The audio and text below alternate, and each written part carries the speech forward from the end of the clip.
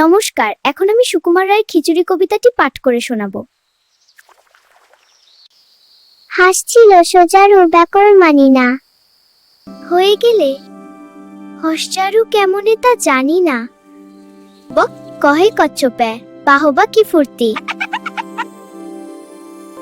অতি খাসা আমাদের বকচ্ছপ মূর্তি, টিয়ামুখ গিরগিটি মনে ভারী শঙ্কা, পোকা ছেড়ে শেষে কি গো খাবে কাঁচা লঙ্কা,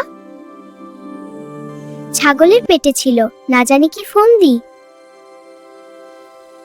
চাপিল বিচার ঘাড়ে ধরে মুড়ো সন্ধি, জিরাফের স্বাদ নাই মাঠে ঘাটে ঘুরিতে, ফড়িংয়ের টং ধরি সেও চায় উড়িতে, গরু বলে আমারেও ধরিল কি ওরগে, মোর পিছে লাগে কেন হতভাগা মোরগে, হাতিমির দশা দেখো তিমি ভাবে জলে যাই, হাতি বলে